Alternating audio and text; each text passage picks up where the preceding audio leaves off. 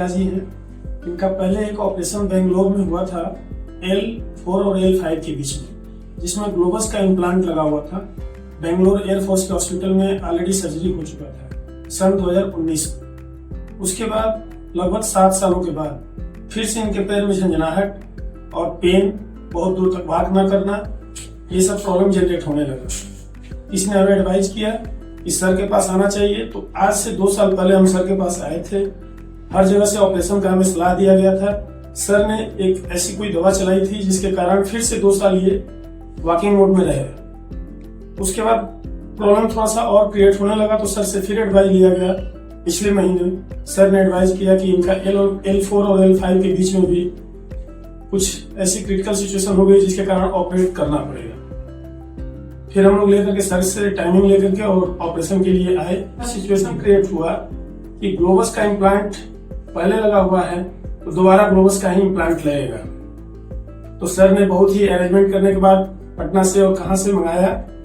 OT में जब operate करने की प्रक्रिया चालू हुई, तो सर द्वारा जब इसको ऑपरेशन को ओपन कर दिया गया, तो वो ऐसा एक इम्प्लांट था जो ओल्ड वर्जन इसमें लगा हुआ था, और आज के जनरेशन में न्यू वर्जन जो है वो लोग लेकर के आए हुए थे ग्लोबस कंपनी से, जो कि इसमें सुटेबली फिट नहीं हो सकता था और पुराने से न्यू मैचिंग नहीं हो पा रही थी। उस टाइम एक बहुत ही हमारी फैमिली के लिए क्रिटिकल सिचुएशन हो गया था।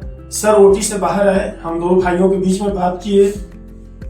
उस समय ये सिचुएशन था कि तुरंत डिसीजन लेना बहुत मुश्किल था हम लोगों के लिए।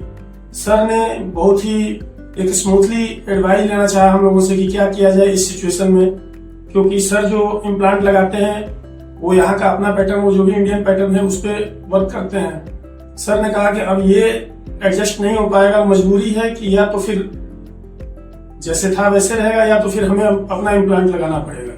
ग्लोबस कंपनी से जो भी लोग आए थे वो भी फेलियर हो गए थे। उस सिचुएशन में सर ने बहुत ही ज्यादा सराहनीय कार्य करते हुए, जिसका मैं अपने शब्दों से बयान नहीं कर सकता हूं, हमारे पिताजी का एक सकुशल L1, L2, L3, L4, L5 तक एक अपना इम्प्लांट करते हुए पूरे पुरानी सर्जरी को फिर से निकालते हुए उसमें जो भी इम्प्लांट ग्लोबस का लगा था और अपना इम्प्लांट उसमें लगाते हुए, और आज की डेट में सकुशल ऑपरेशन बिल्कुल ही बेहतरीन तरीके से मेरे पिताजी फिर से वॉकिंग मोड में है और उम्र इनकी लगभग 76 साल है। और ये अपने आप में सर के लिए हमारे पूरे परिवार की तरफ से बहुत ही ज्यादा सराहनीय और बहुत ही ज्यादा धन्यवाद का पात्र सर हैं। और मैं अपनी तरफ से सर का मतलब शुक्रगुजार हूँ, सब परिवार शुक्रगुजार हूँ, जो कि मेरे पिताजी की जीवन शैली बहुत ही बेहतरीन तरीके से सर ने सुधारा है। इसके लिए मैं सर का सब परिवार धन्यवाद करता हूँ।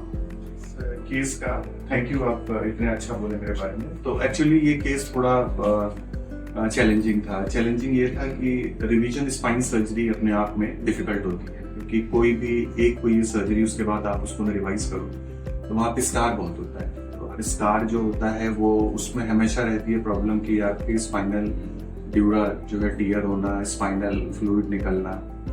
और जैसे कि अभी इन्होंने बताया कि इनके जो पुराने इम्प्लांट थे वो बहुत अच्छा है, globus is a very renowned company, लेकिन इस एरिया में हम लोगों को अवेलेबल नहीं था। हम लोगों ने बाहर से बुलाया, लेकिन जो इनका ओल्ड इम्प्लांट सिस्टम था वो इम्प्लांट सिस्टम इनके नए ग्लोबस वाले सिस्टम से निकल गया।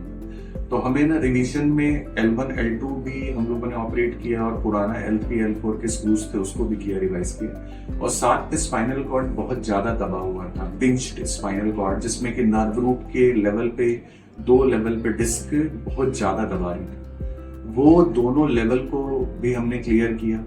सेकेंड इशू ये आ रहा था कि एक तो एज थी, दूसरा पार्किंसंस की मेडिकल प्रॉब्लम थी। तो पार्किंसंस वाले पेशेंट्स में हमेशा पोस्ट ऑफ रिकवरी बड़ी डिफिकल्ट होती है।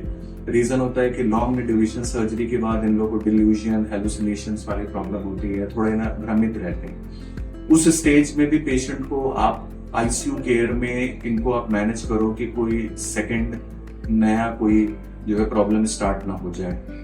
तो जो हमारी आईसीयू की टीम ने भी, जो मैंने अपने पार्ट था वो तो अपना किया, लेकिन हमारी आईसीयू की टीम ने भी बहुत अच्छा सपोर्ट किया। और जो क्रिटिकल केयर वाली टीम है उन लोगों ने भी इनका हर फंक्शंस को अच्छे से मॉनिटर किया और हम लोग ग्रेजुअली इनको इस खराब फेज से जो है निकाल दिए। अराउंड एक्सपेक्टेड मुझे लगता है कि 70 to 80% इनकी जो है रिकवरी हो चुकी है अच्छी, और ये इंडिपेंडेंट वॉक कर सकते हैं। कुछ मस्कुलर प्रॉब्लम, कुछ एज की प्रॉब्लम, कुछ नडी जेनरेटिव चेंजेस हैं, उसमें इनको फिजियोथेरेपी और घर की हेल्प की आवश्यकता पड़ेगी। तो अंकल को और इनकी फैमिली को हमारी ओर से शुभकामनाएं, और हम लोग एक्सपेक्ट करते हैं कि और अच्छी फिजियोथेरेपी और रिहेबिलिटेशन से इनका स्वास्थ्य बहुत अच्छा होगा। अंकल इज वेरी इमोशनल, तो वो हम लोग का काम है, और हम लोग भी कोई अच्छा काम करके बहुत ज्यादा जो है खुश होते हैं कि भाई धन्यवाद देने के पात्र नहीं है। नहीं, आपका ऐसी रिजल्ट अच्छा आपको है। धन्यवाद बार बार मिलती है। नहीं, रिजल्ट अच्छा है तो हमारे लिए भी बहुत वो है प्राइड की चीज। आपके आईसीयू में शायद एक पहले ऐसे पेशेंट हैं जिन्होंने सिंगिंग करते हुए बाहर आए थे, बिकॉज ये जो बेस्ट सिंगर सर। अच्छा, वो अंकल और थोड़े अच्छे हो जाते हैं, सुनते हैं। जिस दिन इनको डिस्चार्ज करना था उस दिन हम लोग बहुत डरे हुए थे कि अब घर जाके इनको कैसे संभालेंगे, लेकिन 4 घंटे यहाँ से निकलने, मतलब 4 घंटे बाद या 4 घंटे पहले यहाँ से घर चली गई थी, इतना तेजी से इनमें इम्प्रूवमेंट हुआ क्योंकि 4 घंटे पहले ये हमको पहचान नहीं पा रहे थे, ये लोगों को और 4 घंटे बाद ये गाना गाना शुरू कर दिए।